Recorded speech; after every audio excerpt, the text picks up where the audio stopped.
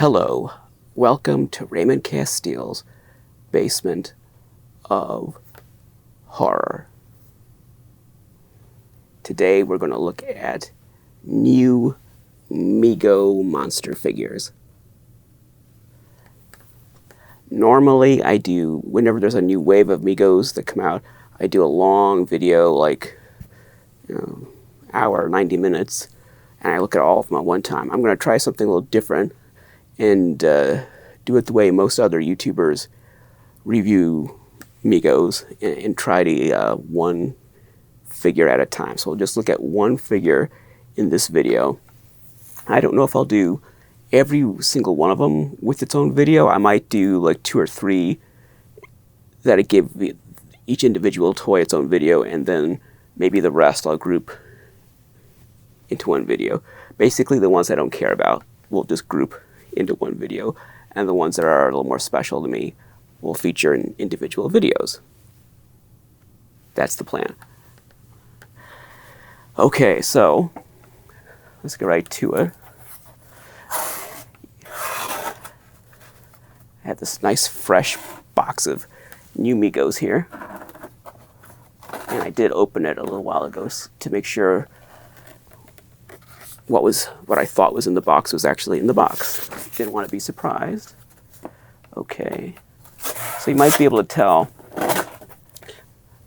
from the decor what I expected to find. So this is the one I was most, well, no, I guess the Hammer Dracula was the one I was most anticipating. This would be the second most anticipated one for me. This is the Red Death from Universal's Phantom of the Opera. And here is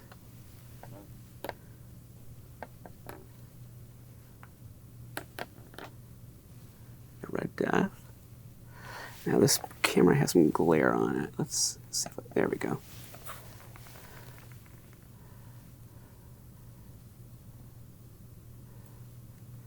There he is.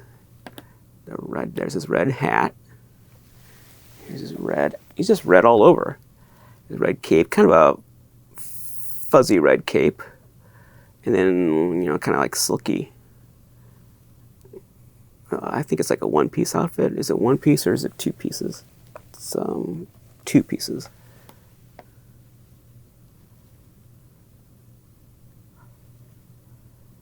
It looks like he's doing a little dance in the card. At first glance, I was afraid maybe his leg was broken. It's not. It's just the way it's posed in the card. If it were broken, it'd be jiggling around. But he is doing like a little fancy step there.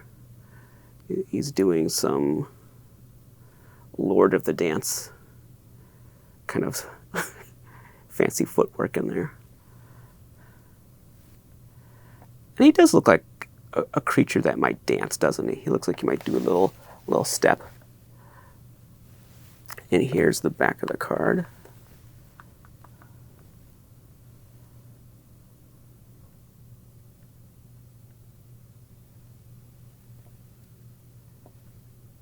Look at him.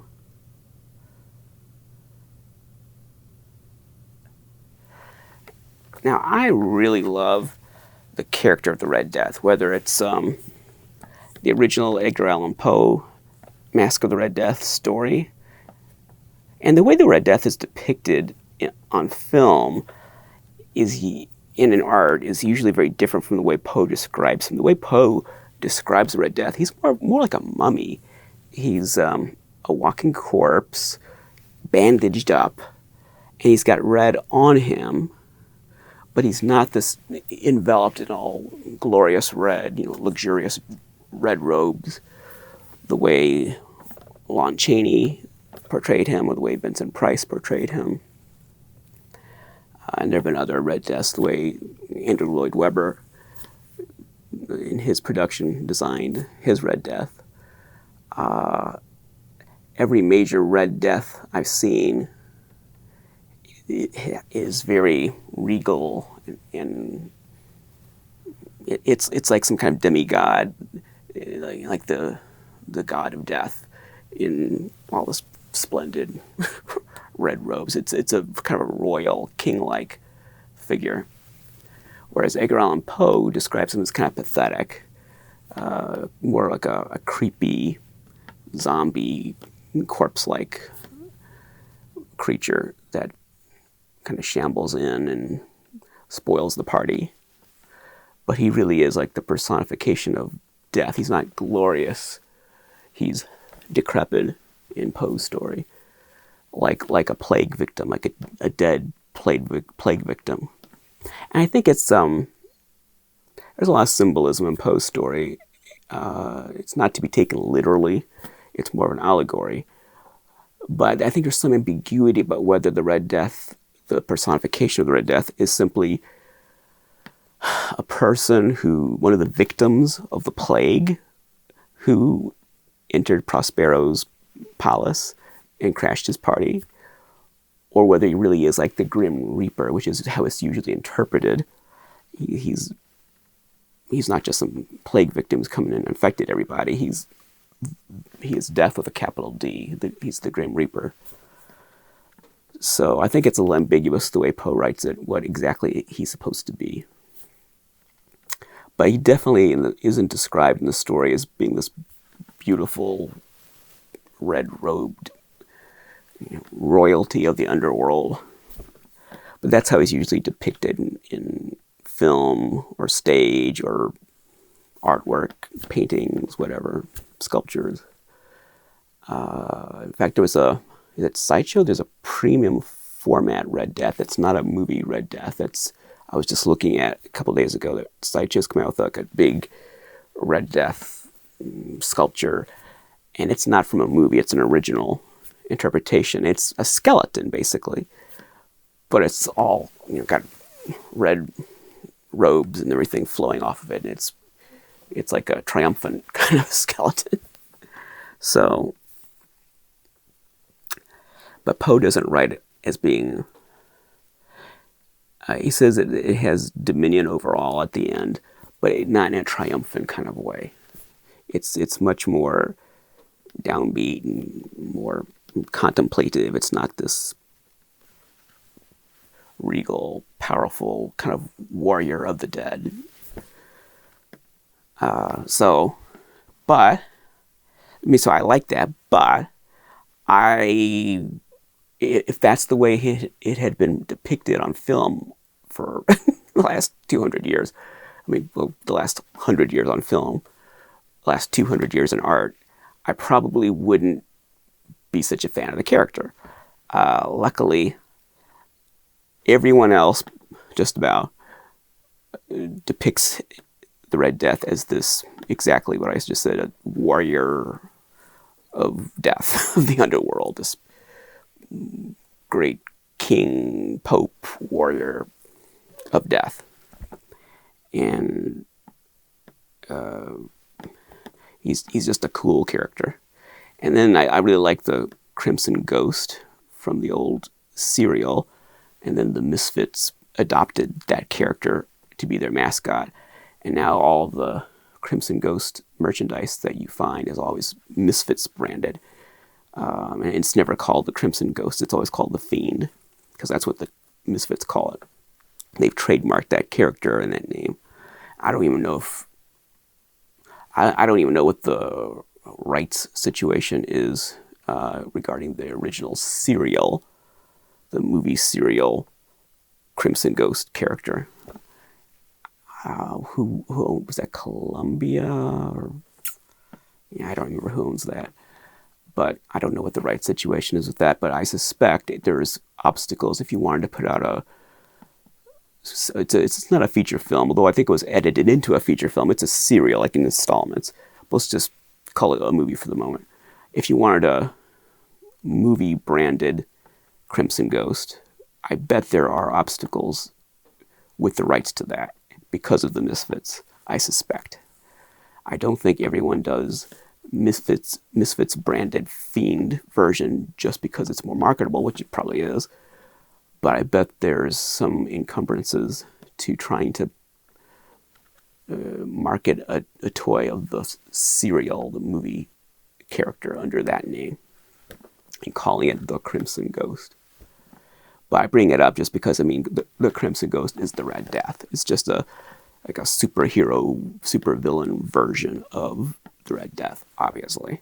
They took that character and turned it into a supervillain. Well, but let's talk about this toy. So, this is, let me see if there's anything I should note on the back. So it's a still from the Lon Chaney Phantom of the Opera.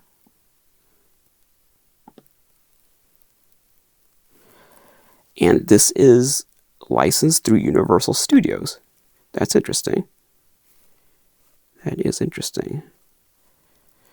Because there's always, because the Universal Phantom of the Opera, the movie is in public domain. It fell in the public domain. But Universal does offer licensing on Phantom of the Opera merchandise. Like, this t-shirt is Universal Studios licensed. This is a licensed t-shirt, but it's a public domain film. So there have been certainly unlicensed Phantom of the Opera movie stuff. And even to put the movie itself out, like on DVD or Blu-ray, you don't need Universal's permission because they no longer own the movie. So it's kind of, I think the way it works is you can put it out without the license, but there's marketing reasons why you'd want to have the license, especially if, like Mego, you're putting out a line of Universal branded monsters, which Mego has the Universal license. They put out the creature. They're doing Frankenstein, Bride of Frankenstein, Son of Frankenstein, the Wolfman, probably others. So they're doing a line of Universal monsters. They're going to want the Red Death branded as Universal monsters, even though they don't really. They could have put it out as a standalone, probably, because they did a Phantom that was not licensed. I recall they didn't have the Universal license at the time. So they probably could have put it out as a standalone unlicensed, but in the context of this Universal series, it's probably desirable, since it's part of the package anyway, the characters they can choose from. It's probably desirable to put it out as part of the Universal set. Also, if you have a Universal license, you probably don't want to risk losing the license by putting out characters that they offer a license for, even if you don't technically need the license.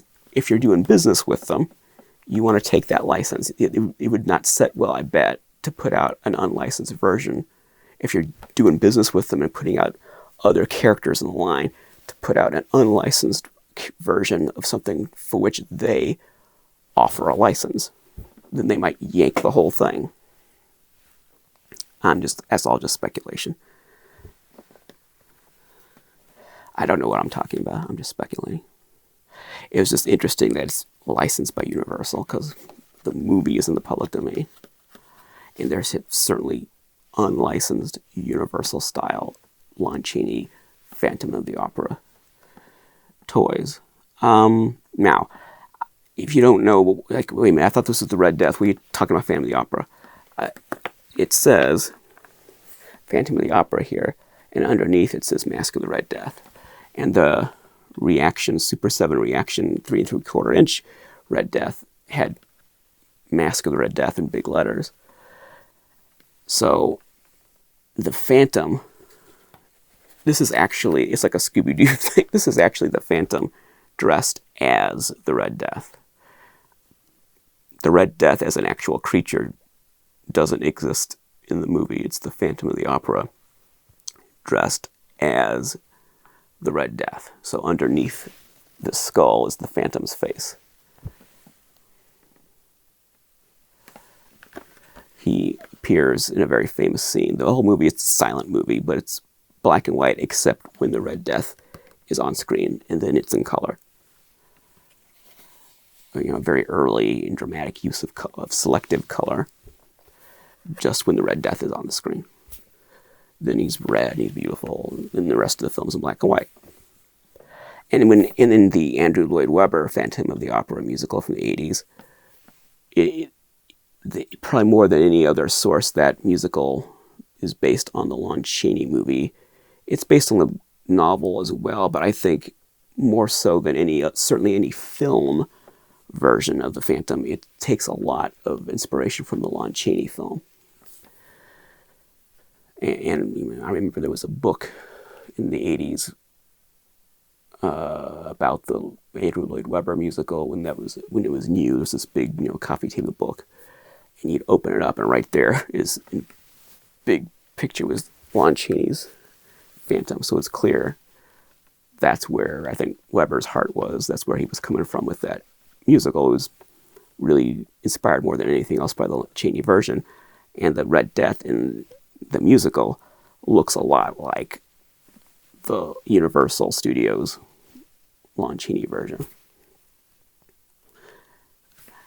And in the musical, it's like this 10-foot tall thing because he's on stilts, and he's like this giant version of it coming down the steps. It's pretty cool. In the movie version of the Andrew Lloyd Webber musical, which I hate, I love the musical, I love the stage version, but I hate the movie based on it. The movie version just lousy. Yeah, don't get me started on that. But they just ruined the Red Death in that. You can't even call it the Red Death. In the movie version, he's just got like a red outfit and like a little mask and a hat. It's ridiculous. Whereas in the stage version, he's like a monster. He's this giant thing with this massive skull. It's awesome looking. So back to the toy. It's interesting that, kind of like Dr. Phibes, he's got a skull head all the way around. And his outfit doesn't have a whole lot of detail. I mean, I can't see it, but from what I understand, the cape's covering it, but from what I understand, it's just a very plain kind of sheer material, no details or anything. I don't even know if it has a collar. I've heard it referred to as pajamas. And that kind of is what it looks like. And he's got typical Mego. No, those are Star Trek boots, I think. Yeah, those are Star Trek boots. So they're part of the leg. The boots don't come off. That's what it appears to be to me. And it's interesting that they went with this kind of fuzzy texture for the cape, I guess to differentiate it from the rest of the costume. And it looks more like and I like he's got white hands. That's cute. It looks like this is more supposed to be like a creature, like the real Red Death, rather than the Phantom dressed as the Red Death. That's what it kind of seems like where this toy is coming from. Now this image in the back, I don't know what the situation is with the card design, but that's a pretty well-known, I mean, it's a painting, sort of, but it's like a Photoshop, filtered painting. They didn't take a canvas and paint this. This is a photograph, a very well-known photograph of the Paris Opera House. And if you just Google Paris Opera House steps, you're going to find this image. And what they did is they went in Photoshop and they turned it into they gave it like a painting kind of a texture, but it's a photo. It's a photograph. And I don't know if that image is offered as like stock art somewhere or who owns it. I mean, if you go to the Paris Opera House website, you can take a tour virtually where you can like walk around the opera house on your computer. And if you stand in a certain spot, you basically see this image of the steps. You can position yourself to see exactly what you're looking at there. Let's look at this again. There's the image from the movie, the Lon Chaney movie. So Lon Chaney, as the Phantom, is inside of this costume. This creature is not real in the movie. That's the Phantom dressed as the Red Death. But it's the coolest looking Red Death in cinema. I mean, I like Vincent Price's version, but the Chaney version is the best one. Even though Vincent's version is actually the real Red Death, it's not someone dressed as the Red Death. I would love to see a movie that just took this character and just ran with it. Just forget Edgar Allan Poe, forget Family Opera, and just treat the Red Death as a monster, you know, with the robes and everything, and just run with that character and give it its day. But I don't probably never say, well, if Universal Studios wanted to bring him into the fold with their new monster movies, that's an untapped potential. This is one of the Universal monsters that's never had his own movie. It's one of the classic Universal monsters, but he's never actually had his own film that was all about him. Now, I wanted to show you this. Oh, look out there.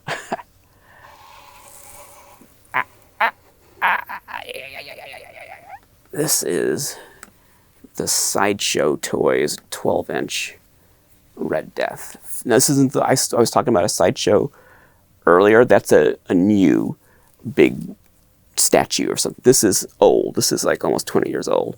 This is the Sideshow 12-inch action figure Red Death from approximately 20 years ago. So he's 12 inches tall.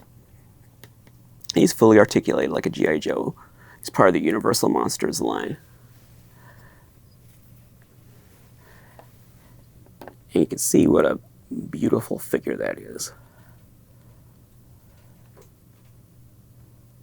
Now, some people have complained that the Mego Red Death doesn't have the feather on the cap.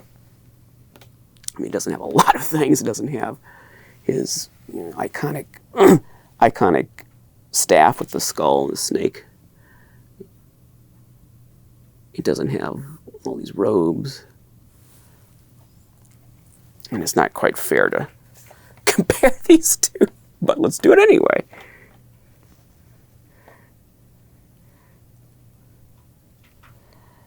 And another thing, I think Billy's trying to destroy the rug over there. It keeps making noises. You can see here that, whoop, don't fall over. You can see he's got a mask. See that? So this toy isn't, and this hat comes off. This toy isn't trying to be like the Red Death is like a real being. This toy is definitely the Phantom dressed as the Red Death. And as I recall, yeah, all this comes off. Does it? I don't want to. I think so. Yeah, it does. This mask comes off. This hat comes off. All that comes off. Now, I'm not going to do that right now because I might not get it back again, but I might not get it back on. But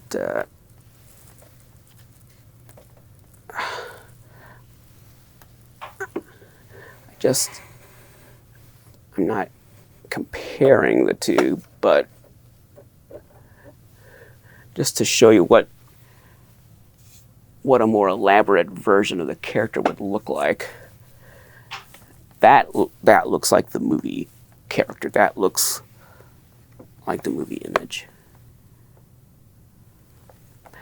Okay, so I like this toy, this Mego toy, but I like it because it has a knockoff quality. It looks like a knockoff figure. It has a kind of Lincoln International sort of knockoff charm.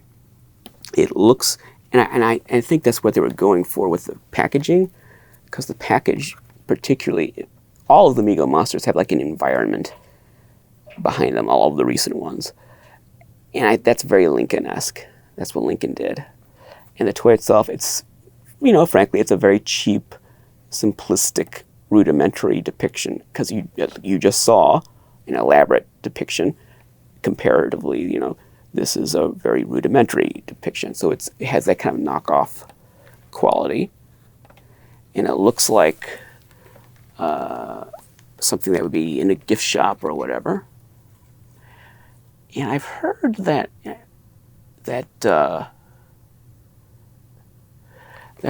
this head appears to have been molded off of that mask.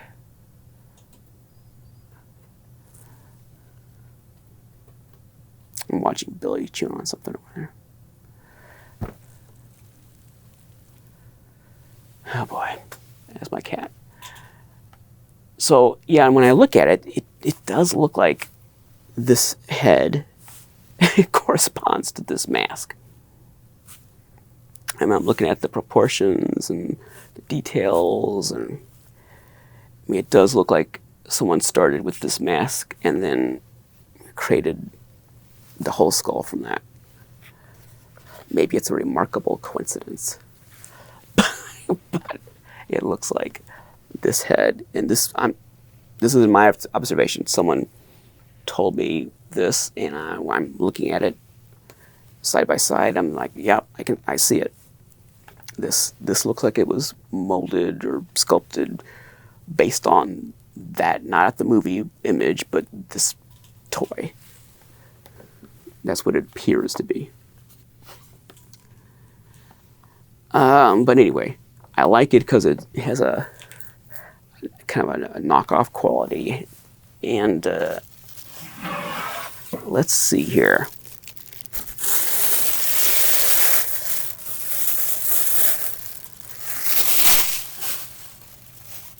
So this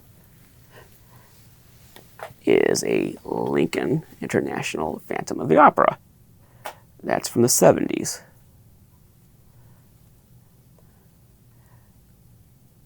That's an original, real, sealed, carded Lincoln Phantom. All right, so that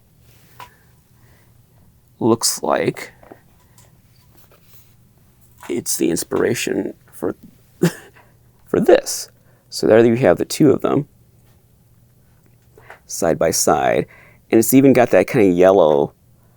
Yeah, the lettering on this is yellow, like this. And it's up in the corner like that.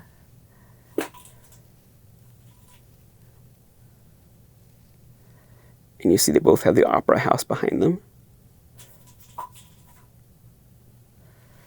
You can see that's a very rudimentary toy. That's very cheap and generic kind of I was going to say dollar store, drugstore sort of thing. And it's even got the one hand showing. They both have one hand showing and one hand covered with the cape. Now, I don't know if they were going for the knockoff look, but that's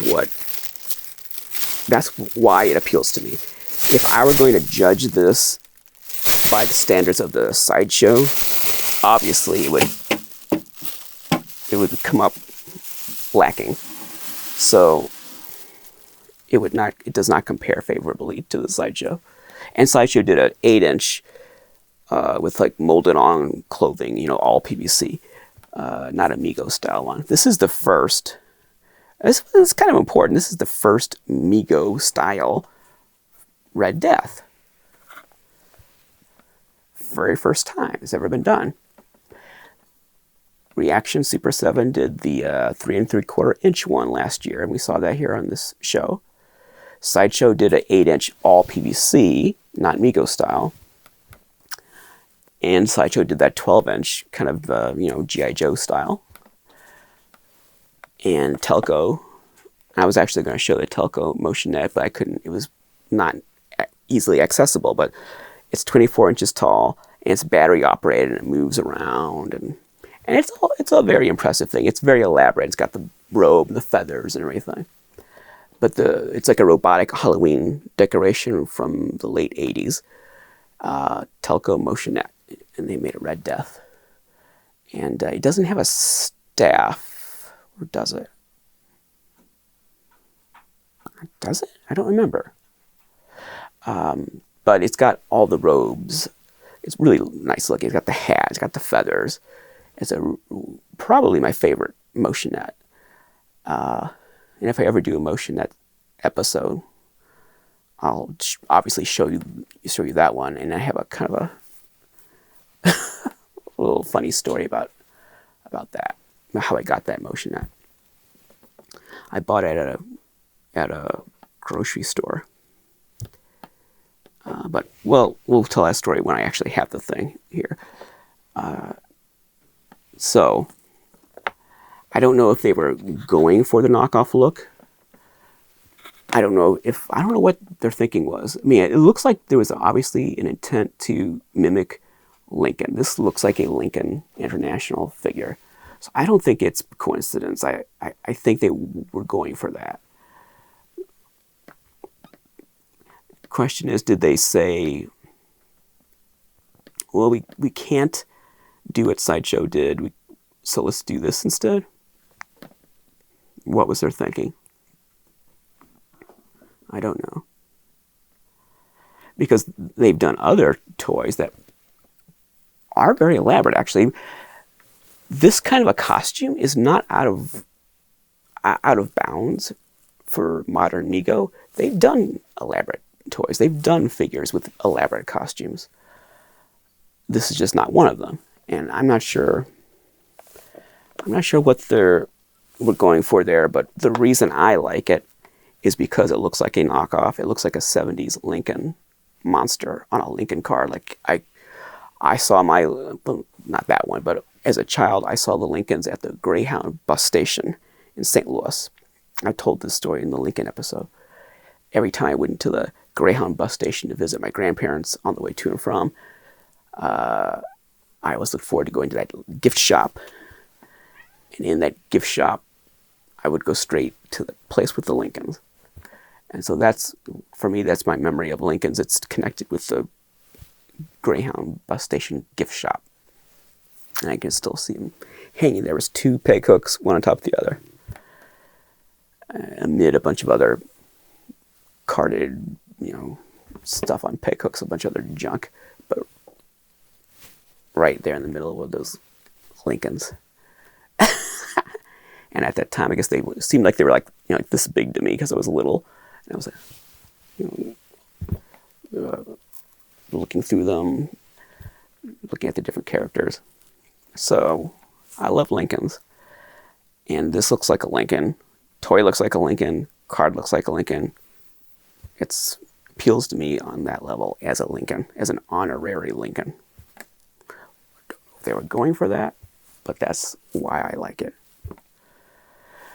All right, I think that concludes our look at the Mego Red Death. We'll look at the other ones individually, the other Mego toys. So that's it. Thank you very much. Until next time, the one who dies with the most toys is dead.